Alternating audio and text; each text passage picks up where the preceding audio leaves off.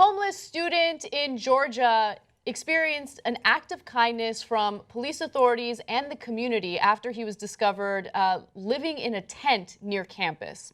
So this story is about Fredrick Barley of a Georgia town, and he's basically completely poor, had nothing in his name, and he really wanted to get an education, he really wanted to get a job, and he really wants to put himself through medical school.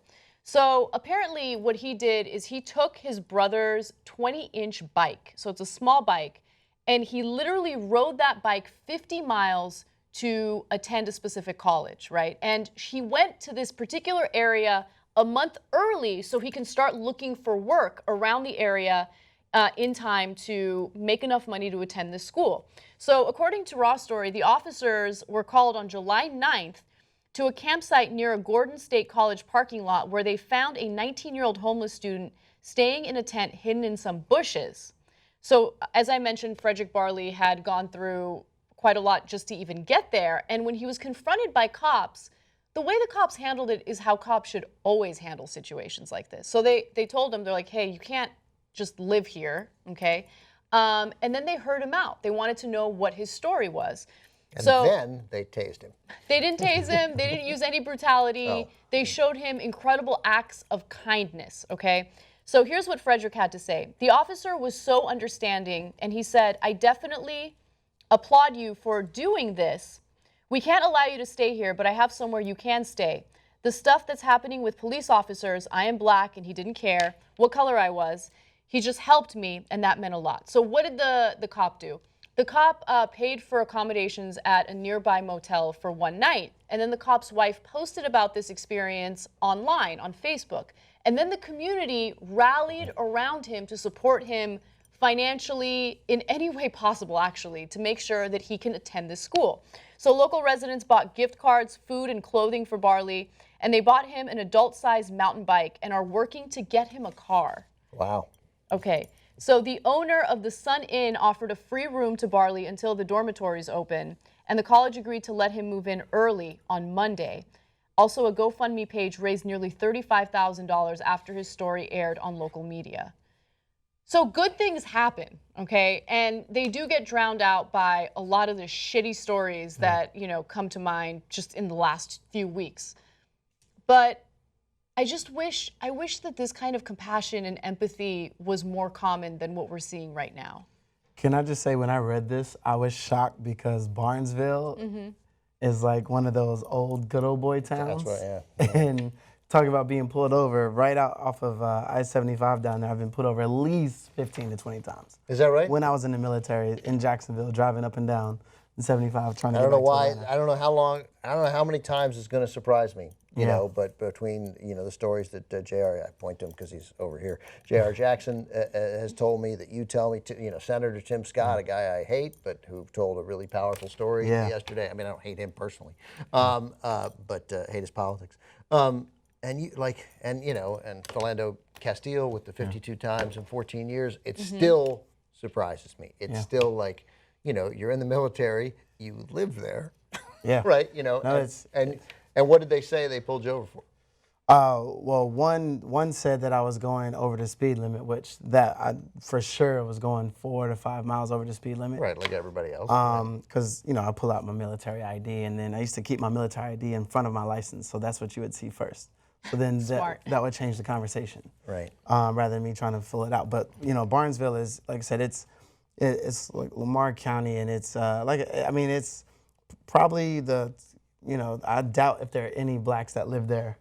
Maybe, a small 1-2%, if that. But it's like one of those towns that, have either, middle class or poor middle class. So when I read it, first I was like, wait a minute, Barnesville? It's like, that's not the Barnesville I'm thinking about. But like you said, Anna, this is exactly what you want to hear. You want to hear stories like this. You want to hear stories like Officer Norman in Arkansas. And you want to hear, community policing.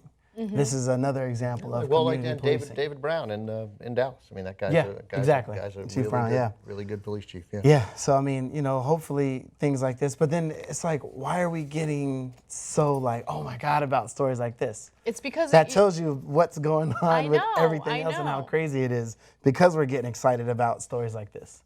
the way the police officers think, some have this mentality, some don't. So when we try and say all are good or all are bad, that doesn't really make much sense. Just like someone called the police on this guy first, and it seems like their motivation was, somebody get this guy out of here, Right, I don't 'cause care they what were they threatened. do to him. And they probably hung around to see what would happen. Right. You know, because that happens all the time. We've all had the cops called on us too for no reason. So when that happens, there's people who are looking for the bad route for that to go, and there's some cops that are looking for the bad route to go with that. But the fact that there's parts of society, and then once there's enough of a coalition of people that say, hey, we should stop with this, then all of a sudden you have this groundswell of people, as you said, even in this town that you wouldn't expect that in, because people don't want to be that odd man out. They don't have enough courage to do it. So then now that they're, oh, this guy's okay. Oh, the police officer helped him. Now I can give something this GoFundMe account. Now I can give him a free room for a month when this guy definitely had open rooms probably for the few weeks that he's given him free room for. Right. But they wouldn't think about it unless they know it's acceptable. Our society has to accept such a positive feeling first before they'll do it. I didn't think about it in that way, but you're right. I mean, in this case, the cop not only showed compassion and empathy, but he showed leadership, right? And I love that. I love that he did that. And it's not just a story about the cops. It's about the community following suit and helping someone who needed help. And they saw that, hey, you know what? They didn't see him as a throwaway of society, which is so important, right? Because yeah, he's homeless. Yeah, he was dealt a really bad hand, and he's trying to make the best of that situation.